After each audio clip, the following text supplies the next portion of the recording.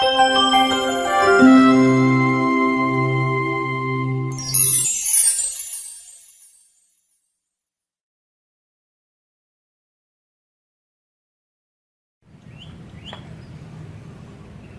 halo, assalamualaikum warahmatullahi wabarakatuh.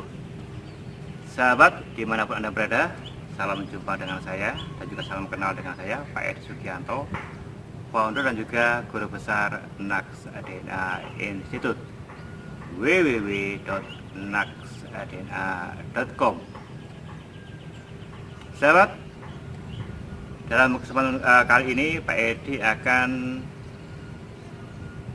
berbicara topik mengenai jiwa sang pemenang ya. Sebagaimana sudah kita ketahui bersama, saat ini ya, tahun 2020 ya, sejak bulan Maret kemarin dan bahkan sejak awal tahun ya, dunia sudah mengalami suatu musibah atau bencana non alam, yaitu COVID-19 pandemik atau wabah corona ya.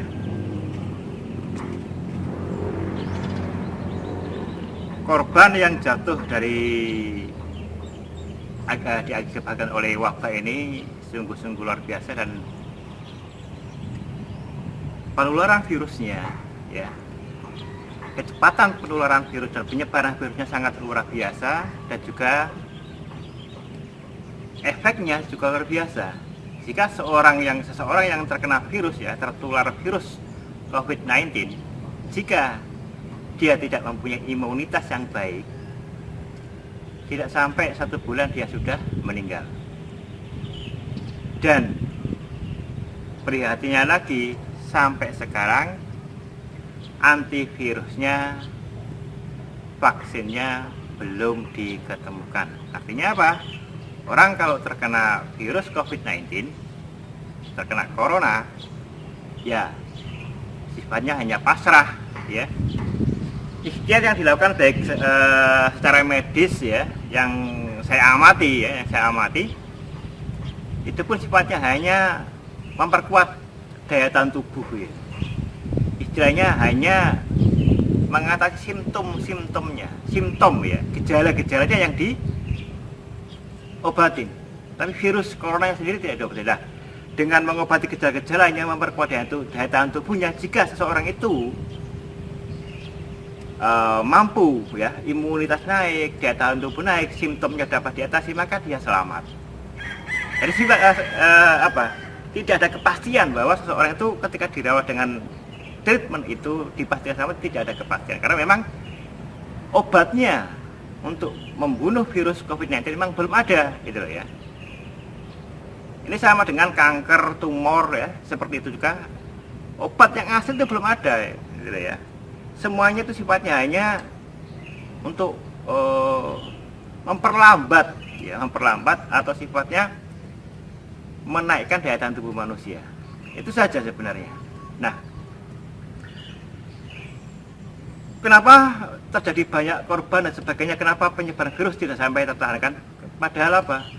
Ini kan bencana non alam, berbeda dengan bencana alam ya. Bencana alam seperti gunung meletus, tsunami, ya, banjir, longsor, itu biasa sangat mendadak dan manusia tidak dapat menghindari. Tapi kalau bencana non alam ya, jika suatu daerah sudah terkena dan sudah dipelajari ada penyebaran virus yang secepat itu, sebenarnya bencana non alam itu manusia dimampukan untuk menghindari sebenarnya ya. Manusia itu punya kemampuan untuk menghindari bencana non alam sehingga tidak sampai terjadi korban. Tapi kenapa sampai terjadi banyak korban?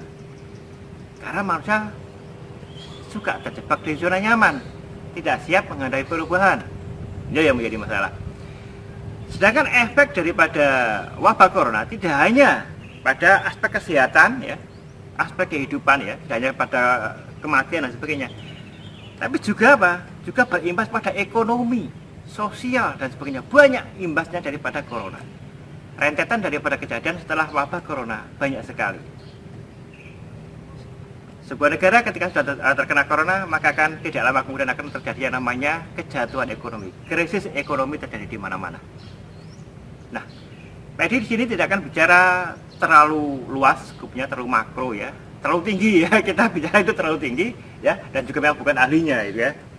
Kita berbicara dalam skala pribadi saja lah. Dalam skala pribadi, dalam skala kita ya, sebagai wong cilik, sebagai rakyat kecil, bagaimana kita mensikapi berbagai macam perubahan zaman seperti ini, berbagai musibah seperti ini. Nah, bagi beberapa orang yang tidak siap dalam menghadapi perubahan-perubahan seperti ini ya, perubahan-perubahan yang mengejutkan, apalagi perubahan yang mendadak yang besar seperti ini, mereka akan kalang kabut ya. Kalang kabut ya, kacau, pikiran kacau, segalanya menjadi kacau semuanya. Tapi bagi orang-orang tertentu, kaget ya kan ya, bingung ya bingung ya, tapi itu sesaat saja. Setelah dia mampu menerima kenyataan, memahami kenyataan, maka dia segera bertindak untuk melakukan tindakan bagaimana caranya supaya dapat survive daripada kondisi yang ada. Itulah sebabnya Pak Edi dalam musyawarah ini akan berbagi bagaimana caranya kita menjadi manusia yang bermental pemenang, sang pemenang yang dapat menjadi pemenang di segala zaman. Perubahan adalah sebuah kepastian. Bahkan ada yang mengatakan bahwa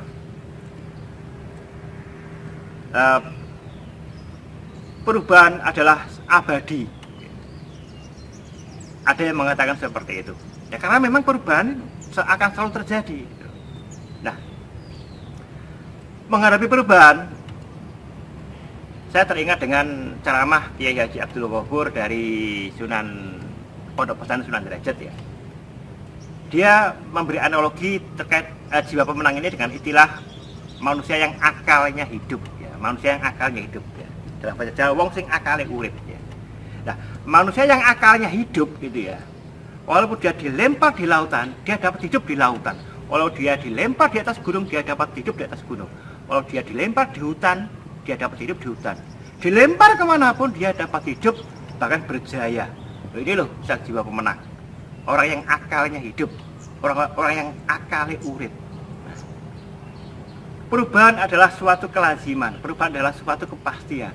Nah, manusia-manusia yang berjiwa pemenang akan dapat menjadi pemenang di segala zaman. Nah, kuncinya di mana untuk menjadi seorang pemenang? Yaitu apa? Kita harus menjadi seorang pribadi yang mempunyai kualitas yang bagus, yang sudah mampu memunculkan potensi diri, menjadi seorang manusia yang akalnya hidup, hatinya hidup, potensi dirinya hidup. Nah, ketika manusia potensi dirinya hidup, maka dia akan mampu bertahan dan bahkan berjaya menjadi pemenang di perubahan zaman itu. Nah, itu ya. Jadi walaupun bumi bergoncang dan sebagainya ya, dunia berubah, terbalik sebagainya, seorang yang akalnya hidup, seorang yang berjiwa pemenang, maka dia akan dapat dan mampu untuk survive dan bahkan berjaya dalam kondisi seperti itu. Nah, apa rahasianya? Nah, dalam rangka untuk membantu teman-teman semuanya ya, saya melihat keluh kesah daripada ya kanan kiri teman-teman di sosmed dan sebagainya. Akhirnya Pak Edi terketuk hatinya untuk membuka sebuah kelas ya, kelas online. Tapi ini kelas premium, tidak gratisan ya, tapi murah itu ya. Murah. Saya harapkan insya Allah terjangkau karena harga infaknya atau maharnya atau biayanya nggak sampai 200.000, cuma 172.000 gitu ya. Nah, di kelas itu Edi mengajarkan bagaimana kita menggali potensi diri, bagaimana kita menjadi manusia yang punya kepribadian yang unggul, yang mampu survive, bertahan di menghadapi segala perubahan zaman, dan bahkan mampu menjadi pemenang menghadapi segala perubahan. Sehingga apa? Sehingga walaupun ada wabah bencana, ada wabah corona dan sebagainya, kita mampu bertahan, kita mampu survive, dan bahkan mampu melihat peluang dan mampu berjaya. Nah, di kelas online ini saya beri nama judul Kunci Spirit ya. Untuk level ini saya beri nama Kunci Spirit rezeki ya, kunci rezeki. Karena diharapkan setelah siswa digali potensi dalam dirinya, maka rezekinya akan terbuka, dan walaupun dalam kondisi yang seperti ini tetap berlimpah mengalir dalam kehidupannya. Maka saya beri nama kelas online kunci rezeki. Nah, dalam kelas online kunci rezeki ini kita akan menata diri, memperbaiki berbagai potensi diri.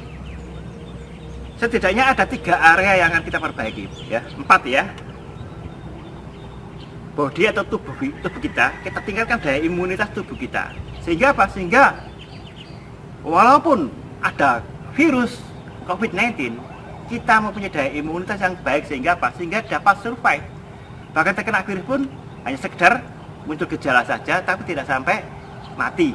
Gitu ya. Ini di situ karena kalau kena COVID-19 ya risikonya memang 90% mati itu. Nah, bagaimana cara kita meningkatkan daya imunitas tubuh kita jika walaupun kena COVID-19 kita tidak akan mati? Karena apa?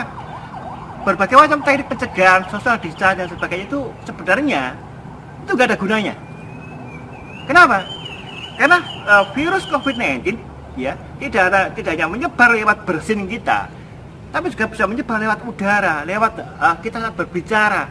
Nah, saat virus ini keluar ya, itu juga bisa menempel di benda, bisa bertahan hidup sampai 5 hari. Loh, bayangkan seorang yang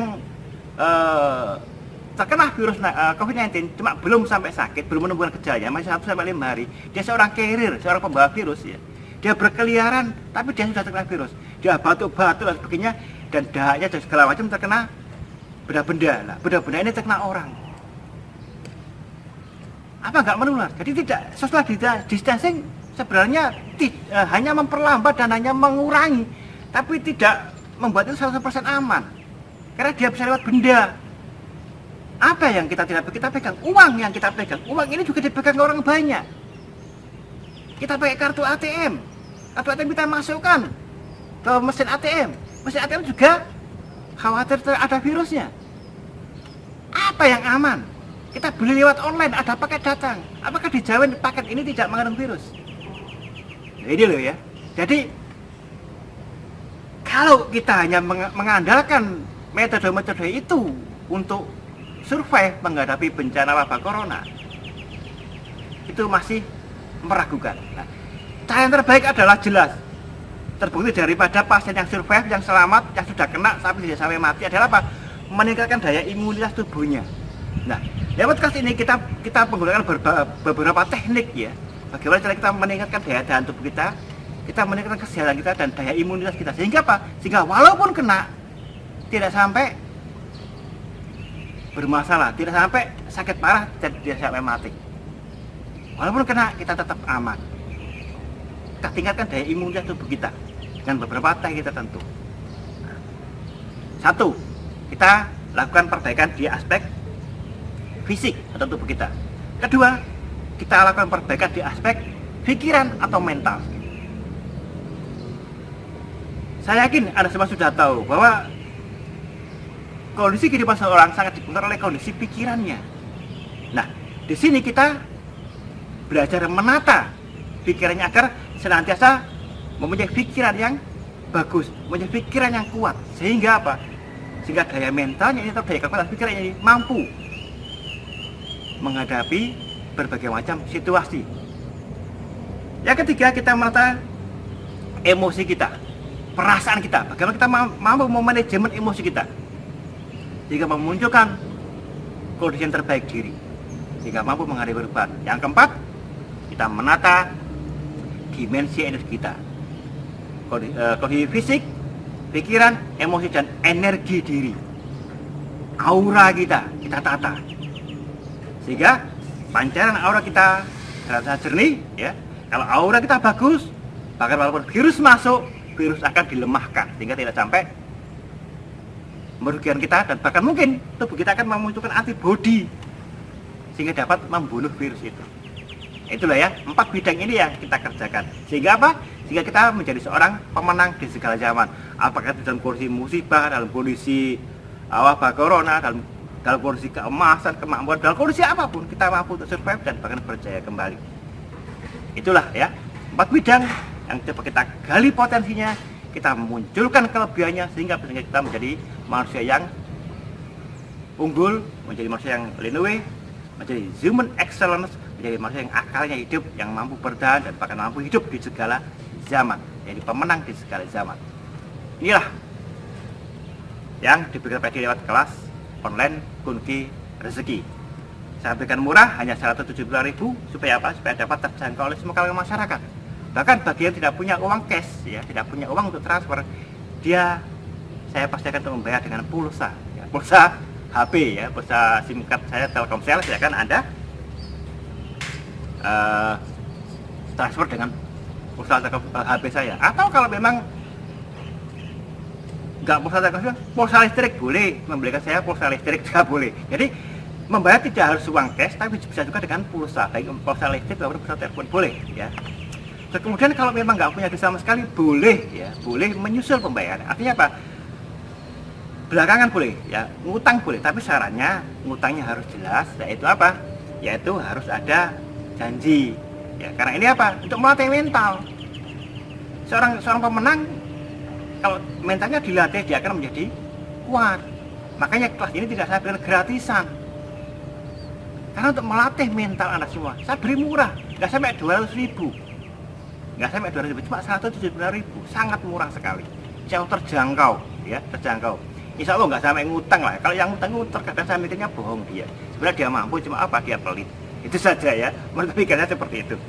Aslinya dia mampu, ya. Tidak ada buktinya dia mampu beli pulsa internet kok, ya. Itu loh, ya. Dia mampu beli pulsa internet dan melihat video saya. Video saya kan di YouTube sekarang. Ya, berarti apa? Berarti Anda mampu, itu loh, ya, di situ. Jadi saya berikan opsi-opsi yang sangat-sangat betul untuk memudahkan teman-teman semuanya sehingga mampu ikut kelas kita. Demikian yang dapat disampaikan Pak Edi kali ini. Mohon maaf jika ada salah kata, ya. Sekian, terima kasih. Jadi saya Pak Edi Sugianto, Guru Besar Naks Institut, mengucapkan terima kasih. Sampai jumpa di lain kesempatan. Assalamualaikum warahmatullahi wabarakatuh.